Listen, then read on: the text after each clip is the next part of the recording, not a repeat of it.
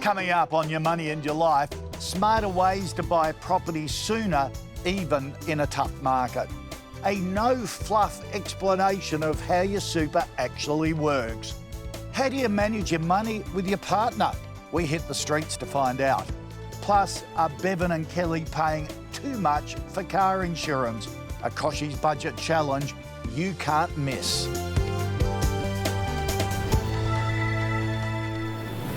G'day and welcome to Your Money and Your Life, the personal finance show aimed at teaching you better money habits so you can live a better life.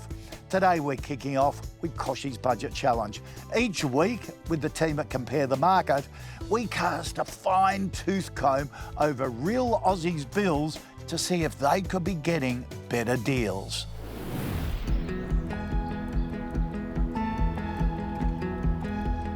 Last week, we met Bevan, Kelly and their daughter Evie from my hometown, Adelaide. Like many Aussies, they're doing everything they can to make ends meet. We talked about shaving hundreds off their mortgage. Now, we've got more up our sleeves. Everything seems to have gone up and we're all going through tough challenges around Australia at the moment, and the cost of living challenges is hurting a lot of people. Interested to hear what he has to say about that. All right, Kelly and Bevan, let's see if we can find more savings for you, potential savings. Great. Out of your big bills. Now, energy. Like every young family, you use a lot of energy. Yes.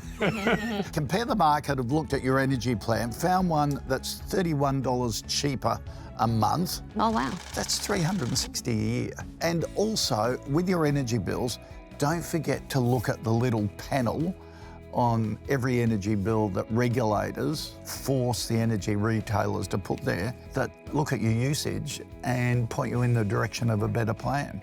Oh. Who would have thought? Have you ever noticed that before? No. Everyone just looks at the total bill. Yeah. But this little panel here, could you save money on another plan? And this one says $83.23. Oh. That's amazing. You could say, just by staying with the same retailer. But the team also noticed that you use most of your energy during the peak period.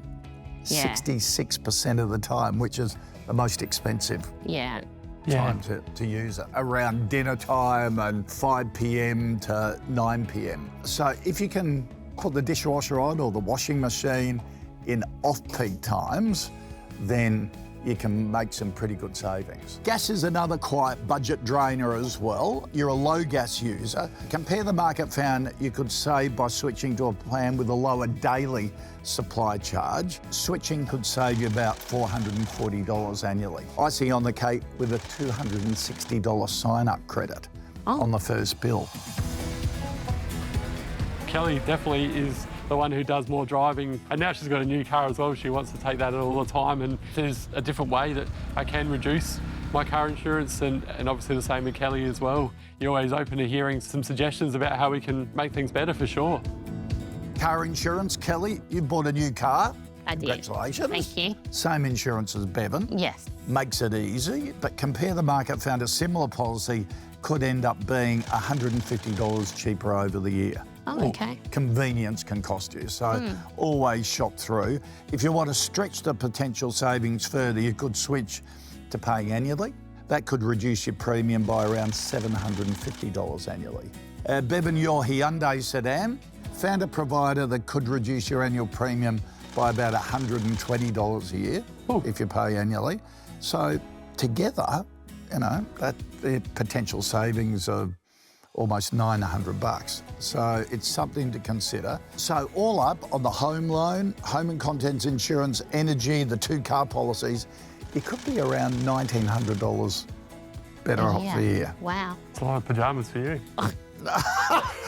She wants to buy some new pyjamas, so...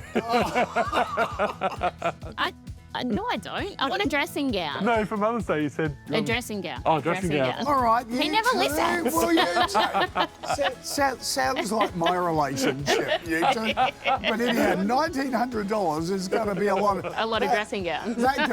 Or it could get you an economy class ticket to Europe. Oh, no. So think big.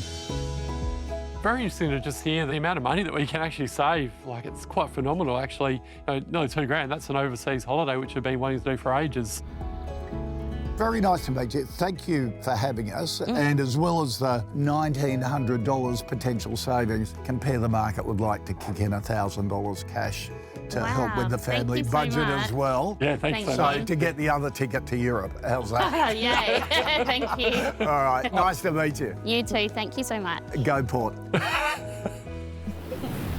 After the break, Brighter Super's Damien Webb breaks down simply how your super investments actually work.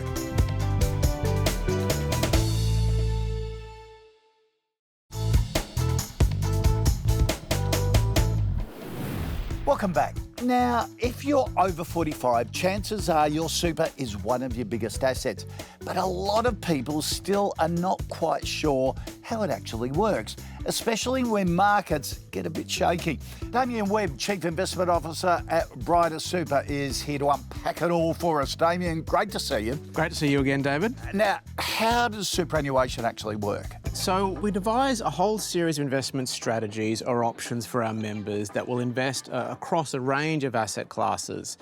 We invest in asset classes that have a lot of capital growth, like shares asset classes, private equity in some cases. We also then mix it with more defensive asset classes that have more stable return profiles like cash, like bonds.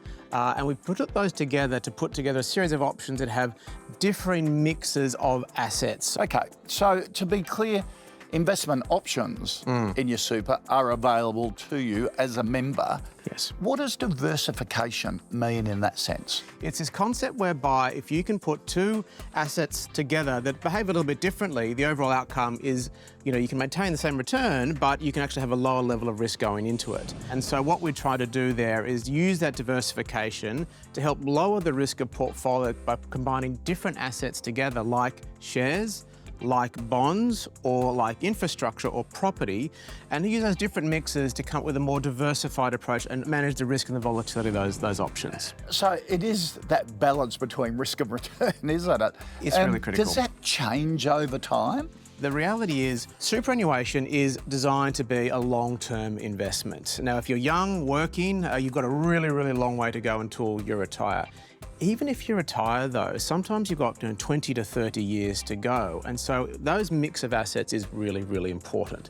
So I think that what we said is that if you're relatively young, you would be guided towards having an asset mix that has quite a large exposure to assets that are going to grow the most over time. Will also tend to be the most volatile for that period of time. Conversely, as you're approaching retirement, that volatility comes more into focus. But you still need some level of growth if you've got 20 or 30 years to go. What about market volatility? We're seeing it at the moment, headlines screaming about share market roller coasters. Everyone gets pretty nervous. Yeah, we do. How do you handle that? It is one of those things that happens. Volatility is normal, or it's business as usual, as we like to say. Sometimes it's more elevated than others. It does feel at the moment like there's been more volatility in markets at the moment. But again, when we look back and zoom out over time, if you've got enough time to stay in the markets, you can tend to recover that. These will happen from time to time. But when you zoom out, you'll see there'll be a drawdown and then they'll tend to recover over time. And so the one thing that we're concerned about, and we spend a lot of time, I guess, trying to educate our members on, is to not overreact when those drawdowns happen, because the risk there is if you switch, say, to a really low risk option, like cash, you can then lock in a permanent loss and you might miss out on that recovery that sometimes happens very quickly thereafter. So how does Brighter Super help members navigate all of this? First of all, we have a really strong in-house investment team that helps manage these investments. We actively manage it, so we're looking at it every day, and we diversify your investments across a good, broad selection of quality asset classes.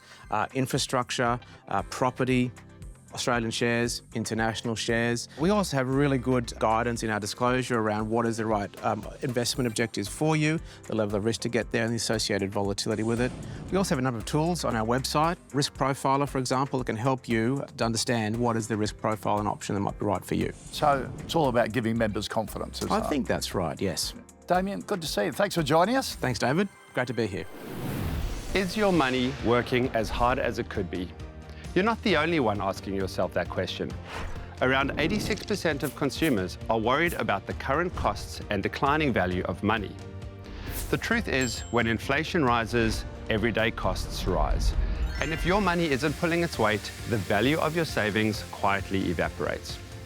One strategy people use to generate regular stream of cash flow is investing for monthly income. Different income accounts can have either a fixed or floating target rate. A fixed rate means the level of your return is locked in. You know exactly what your potential earnings will be, even if the cost of living changes. A floating target rate changes over time, typically in line with the RBA's cash rate. High-yield fixed-term accounts like Term Plus use a floating target rate. This means that returns are calculated as a fixed margin floating above the RBA cash rate. So as rates rise, so does your potential monthly income. This can make a real difference, especially in retirement. To find out more, visit termplus.com.au. That's termplus.com.au. And remember, if you're not confident, speak to a financial planner for assistance. Still to come, 3 resource stocks riding the tech revolution.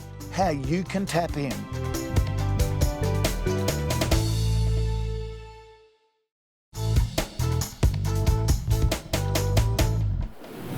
Welcome back to Your Money and Your Life. Now, when investors think about technology and artificial intelligence, their minds typically go to technology stocks.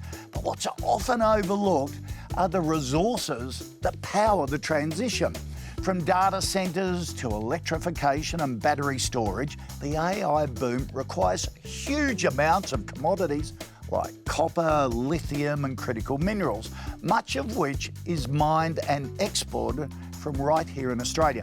So which resource stocks are best positioned to benefit from the technology revolution?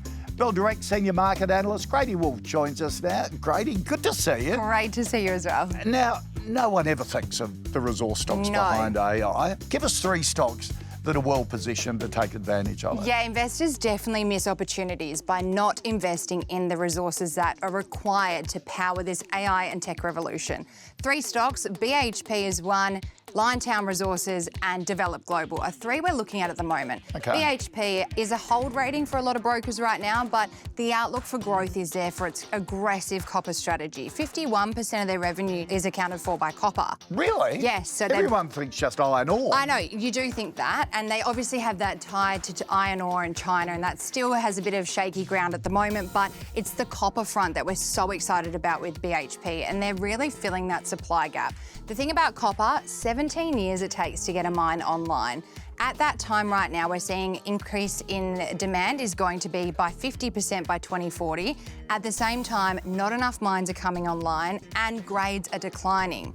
So with that, BHP is filling that gap and they're really increasing their exposure to it. So Wow. BHP, Beautifully really positioned. good position. Now, Liontown. While copper is the wire, the transfer of the energy, you think of lithium as the storage of the energy. And Liontown is a really strong player in this realm. Their direct exposure to lithium, they also operate in the downstream areas of lithium production. That's where the margins are made. So what's that, the processing? The processing to get the ore to the final lithium product that goes to market. So Right. in that area, that's where the margins are made. That's where you want to be operating. And they're a producer. Lots of Producing? explorers. Yes. Not many producers. Already producing Kathleen Valley, Tier 1 asset. Tim Goyder's on the team. He's done it before. He's doing it again. Really, really strong company there. You've also got offtake agreements with major companies with Liontown Resources, so that helps them weather the downturn we've seen and the volatility in lithium prices. Right. But lithium demand is expected to triple, if not 5 times by 2040. Serious supply gap there, but Right. it definitely puts Liontown in that realm of where you want to be looking at to invest in this AI theme. Okay, Develop Global. I Yeah. don't know much about them. It's a different one. It is a mining services and a mine operator themselves. So they have a couple of assets, but the really good thing about the company is they have the mining services division. They've just won a good contract with Core Lithium, $274 million coming in as revenue. Instead of asking shareholders for money, they use that to fund the operations of CapEx at their mines. Copper Zinc Mine, Woodlawn in New South Wales, it's producing already. They're really filling that supply gap. So this kind of brings the alpha to your portfolio. It's high growth, high return, higher risk, but it's got the appetite to And go services, grow. putting machinery in, running that, trucks. Digging, Right. trucks, Okay. everything. Right. Underground, above ground, they do everything. So they did Bellevue Gold, and Yeah. now they're doing the Core Lithium contract. 3 great stocks, but is this AI boom here to stay, or is it a bit of a fad? It is the word of the moment right now, but it's going to take years. It doesn't just happen overnight. Data centres aren't built overnight, and it's a multi-decade transition in technology. We're never going back to the stone ages of the dial-up computers, dial-up internet. That's not going to happen. So it is a really long-term thematic that investors are looking to invest in the long term. So while it might not pay off overnight for lithium stocks, it's a long-term trade that you're looking at. Not a make you a quick buck. No. It is get yourself set Yes. and ride the wave. Set and even compound invest. So add a couple of hundred to your position over the years to come. So it kind of brings down your dollar cost averaging, and then you look forward, and then when you ride the wave, when the price goes up, demand continues to rise, supply falls, that's exactly when you're going to see the benefits of an investment of this kind. Brodie Wolfe, you've given us something to think about. Always. Thank you. Good to see you. Great to see you, Kochie. Up next on Your Money and Your Life, the new Australian dream. How Aussies are thinking about home ownership.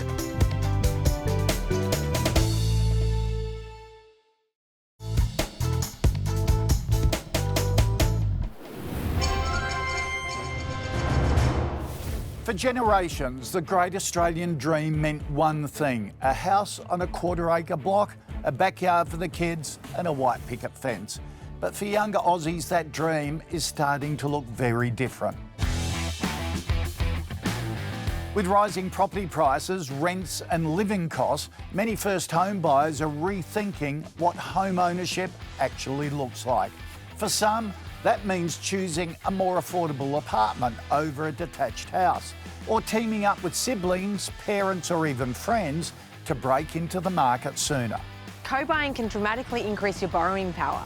Lucinda Hartley is author of Finding Home, a guide to choosing a property that fits the life you want to live. Bigger isn't always better. Choosing a home that's right for the chapter or stage of life that you're in is often a much better way to go. In this year's federal budget, the government flagged changes to capital gains tax concessions and negative gearing as a way to improve housing affordability and ease pressure on first home buyers. Interest rates may have reduced borrowing power, but for first home buyers with a healthy deposit and fewer investors competing, this could actually be a good time to enter the market. It's about borrowing carefully.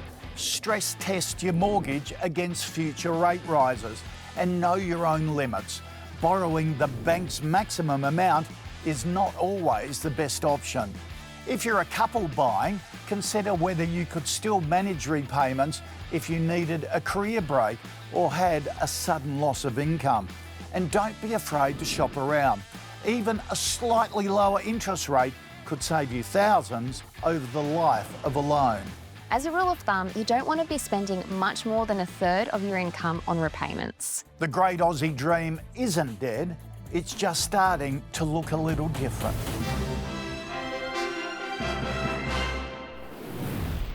In this week's Word on the Street, we asked how you manage your finances with your partner. I could lie and say I'm using a spreadsheet, but that's not the truth. So we do have joint accounts and we split everything 50-50. We both do our own thing with expenses and stuff. If it's something that's shared, we take turns. We have a joint account.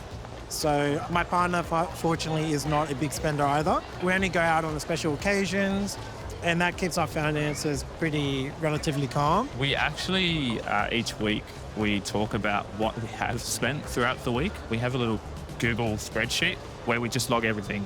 We have a dedicated day once a month where we just kind of take stock of incomings and outgoings. Well, I'm the saver. I don't spend as much. I think he will spend more on like going out or like, you know, buying clothes. I'm like, what? We have people around us, accountants, mortgage brokers who, you know, allow us to not have to worry about where it goes. So we have shared accounts for everything. It all goes into a single account. All of our expenses come out of that account, and then we have percentages that flow into other accounts to pay for various things. No matter how much I'm supposed to be budgeting, I'll always buy a coffee. That's all for another episode of Your Money and Your Life. If you want to get up to speed with the latest financial and investment news and more expert advice, head to ymyl.com.au. And while you're there, sign up to my weekly newsletter. It arrives in your inbox for free every Friday. It's been great to have your company. Thanks for watching. Next week on Your Money and Your Life, first home buyer hotspots where you can still afford to buy around the country. A seasoned investor's guide to staying smart during market volatility. Why can't we stop spending? The brain science behind dopamine and debt. And in Kochie's Budget Challenge, a solo mum of 3 and divorce coach on managing bills post-split.